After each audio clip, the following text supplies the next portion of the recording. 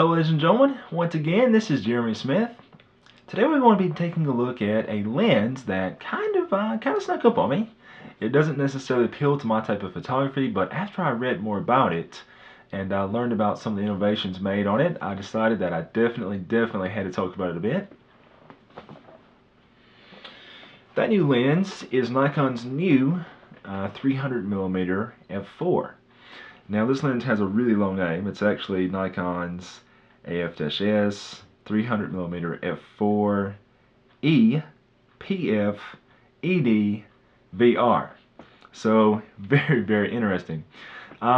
Nikon's previous generation lens, like this one, came out back in the year 2000, if I recall, and it is certainly a very good lens, but it was definitely time for an update in this range, no doubt. The one thing that stood out to me about this lens, whenever I looked at it, just looking at its name, you know, most of Nikon's current lenses are all G-type lenses, which mean that they do not have an aperture ring.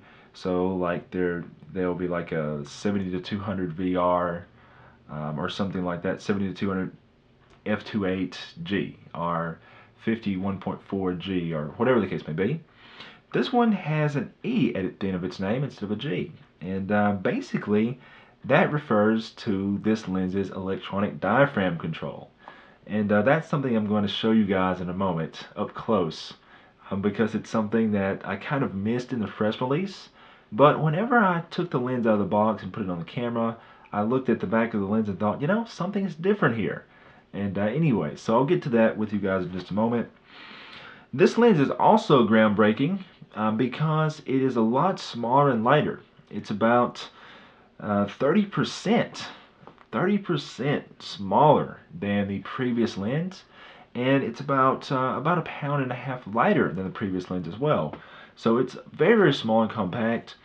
This lens actually comes with a lens pouch, and it's the same lens pouch that Nikon uses for the 24 to 70-2.8 and their 14 to 24-2.8, which is kind of crazy. You know, I actually had this lens side by side with the 24 to 70 earlier today, and while they're both about the same length, this lens is actually lighter than the 24 to 70, so very impressive. Nikon is able to reduce the size and weight of this lens because this is their first lens that has a Fresnel type lens element, and so that's what the PF in this lens's name means. It stands for phase Fresnel. Basically, Fresnel elements, unlike traditional aspherical elements, they can be made a little bit thinner, which of course allows them to be lighter. And instead of using a much thicker surface area to bend the light rays as they come into the lens, these Fresnel elements have concentric rings. They just have little grooves, and basically that allows them to redirect the light efficiently while maintaining a very small and thin profile, and that reduces your size and weight and everything. So pretty interesting. That type of lens also does a very good job at preventing chromatic aberration because it's very good at getting all the spectrums of light to travel through the lens all at the same time and not scatter as much, so you don't have different colors of light hitting the sensor at different times, and of course that reduces chromatic aberration. So very cool stuff. Definitely a more complicated optical formula. Let's see, we've got 16 elements in 10 groups as compared to the previous lens, which had 10 elements in 6 groups. So we've got a lot more going on there. Of course, we've got the phase Fresnel element, and we also have an ED element, and let's see, what else type of goodies do we have? Oh yes, we also have nanocrystal coating on this too, which will help reduce flare and things like that. Now, one thing that is interesting about this type of lens is that Fresnel lens elements, because they have these concentric rings carved into them, they produce kind of a weird sort of flare, and it's kind of interesting to note that Nikon even points that out. Whenever you look at the official Nikon information on the lens, it actually says, let's see here, phase Fresnel, It talks about how they compensate for chromatic aberration, like I just told you guys. But then it goes on to say, when there is a strong light source within the frame, or when light enters the frame from outside, when light enters the lens from outside the frame, ring-shaped colored flare may occur according to shooting conditions. So yeah, I have a sample of this, and it's actually not quite as bad as I thought it was going to be. It is kind of overcast around these parts right now, so I just got my car and turned on the headlights, put them on high beams, and I shot straight into the light. And you'll notice that in a couple of my shots, or in one of my shots, where I'm kind of at an off angle to the light, notice that you don't see nearly as much flare. You do get kind of a loss of contrast. Now this lens is still extremely sharp, but you do get a little bit of loss of contrast whenever that light source is present. But you have to be looking directly onto the light source. It has to be just in the right, at the right angle to get that rainbow type crescent moon flare that they mentioned. But as you can see, once I did get that right angle, you can see it's definitely pronounced. In Nikon's press release, they do mention that they have a new feature in Capture NXD, which is called PF flare control, that will actually help reduce that type of flare. And that's not something I've tried yet, but I do plan on trying it. So anyways, more about that later on. This lens also claims 4.5 stops of handhold ability, and that's something that I did get. I shot a lot of photographs with this lens on the D750 and also on the D610. And let's see here, on the D600. On the D600, let's see here, I was able to get down to a 1/13 of a second with the VR enabled, and I was still getting a very, very sharp shot. Of course, I'm going to show you guys this image so you can see, but I mean, at a 1/13 of a second, it's still extremely impressive. If we go to the next shot where I was not using the stabilization at the same shutter speed, no matter how steady my hands may be, it's just a complete blurry mess. So the stabilization on this lens works very, very good. I did some other pictures like that as well. Of course, all these will be in the description as always. We gave an 1/8 of a second ago, and we actually got a pretty usable result at an 1/8 of a second too, with the stabilization turned on. Still kind of on the edge of usability, but nonetheless impressive. So the stabilization works phenomenally on this lens. Unfortunately, I didn't have a 1.7 teleconverter to try, but I did try the 1.4 and the 2x. And the 1.4 was definitely still very, very sharp. I did see a pretty big fall off in sharpness whenever I used the 2x converter, but still not too bad.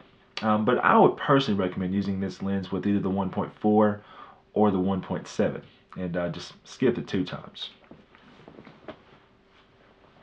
The other thing that's interesting about this lens is that they also have a new type of coating that they're using as well. And this lens, let's see here, I had to jot this down. They use a fluorine coating on the lens. Now, the reason I had to jot this down is because there's been a lot of confusion with people about this new coating on Nikon lenses. Whenever Nikon came out with their 400mm 2.8, there was a lot of confusion because that lens also boasts the same fluorine coating, but on that lens it also uses a fluoride lens element.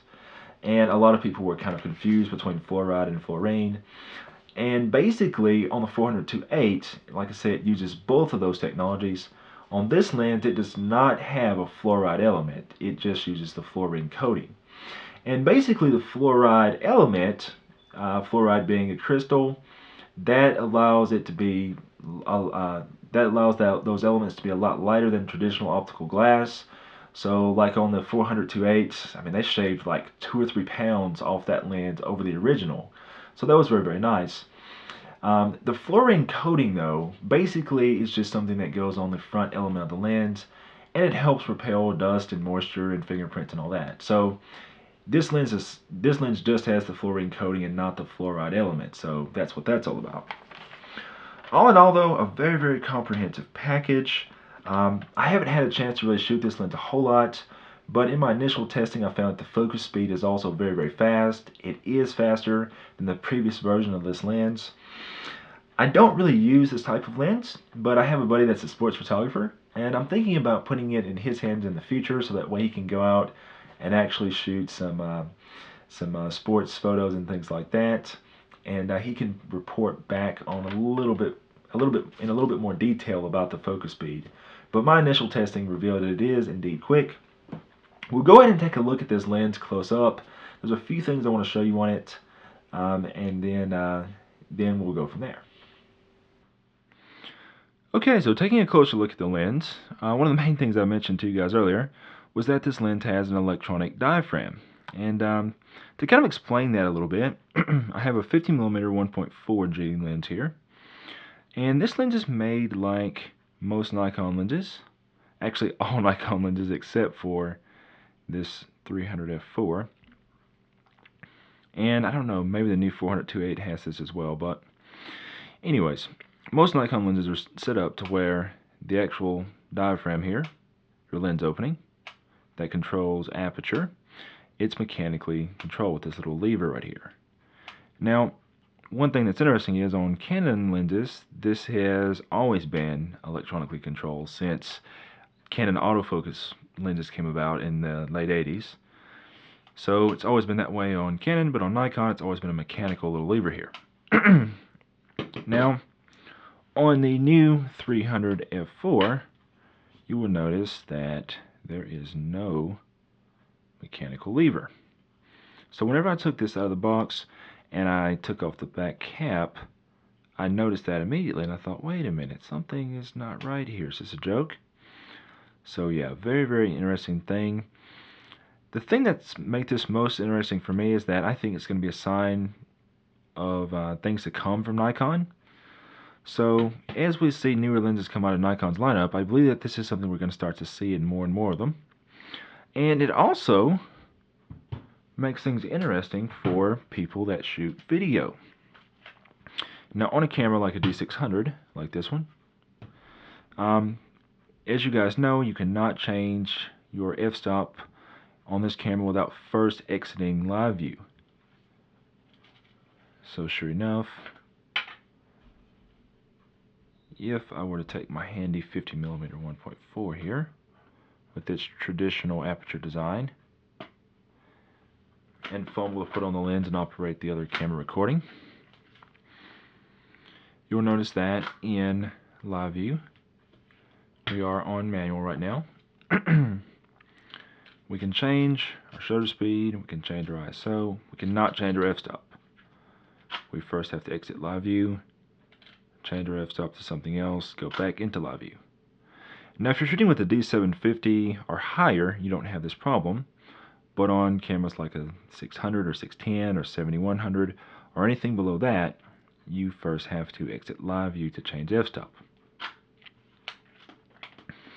Since this 300 f4 though has this new fancy electromagnetic diaphragm with it on, you'll notice that even a camera like this D600, if we're shooting in video mode, look at that, we can change the f-stop without getting out of live view. So that's something that I find very, very interesting. In Nikon's press release, they say something about this. The way they word this is kind of interesting. They kind of talk about how it's more responsive and precise for fast action sequences and things like that. They make no mention of this whole video aspect of it, and I found that pretty surprising. And that's actually why I kind of just read over the whole electromagnetic control diaphragm. But once I saw that it does this, I thought that was interesting. One other thing that's interesting, if you have older Nikon cameras, and I haven't tried it with any older digital bodies, but I did put this lens on my older Nikon f100 film camera, and I found that I had absolutely no f-stop control, because apparently that body will not support this new electronic diaphragm. So that's something I thought was interesting too. So if you shoot with film still, this is not going to be a good lens for you to go with. Standard, very standard fare in terms of everything on this lens. We've got the A-M setting, which is more automatic priority focusing with the manual override. We've got the M-A, which is, basically more responsive manual override with the auto focus. So it's basically more of a manual priority. This one's more an autofocus priority. And then of course we have full-on manual. We have a focus limiter here. This lens does actually focus pretty close. Definitely not bad for a telephoto like this. I mean, it goes down to around 1.4 meters or so. It goes pretty close there. If we don't want it to focus on something very, very, very close, we can go over to here, and we can limit it down to 3 meters. We have our VR right here also, and it's a 3-position switch as opposed to having 2 different VR switches like on a lot of other Nikon lenses. So a little bit more condensed control layout. But we've got our offsetting there. We've got the normal and the sport. I can't figure out if the sport is any different than the active setting we had on previous Nikon lenses. And based on what I can tell so far, the sport does seem to do the same thing as active.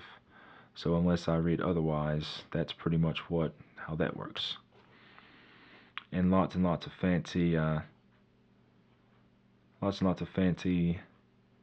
acronyms down here. PF for the Fresnel element. Of course, it's silent wave motor. Very, very nice lens all in all. I'm going to do some experiments with this lens with portraits. I did do a little bit of shooting with it. I had someone else take a photograph of me using this lens outside, and you can kind of see the slight loss of contrast in a backlit situation. But it is very sharp, and it seems to be very good for portraits as well. But it's definitely going to be much better for people wanting a short telephoto for like action and sports and things along those lines. And you could even use it if you need something longer, because it does pair well with the 1.4 and 1.7 converters.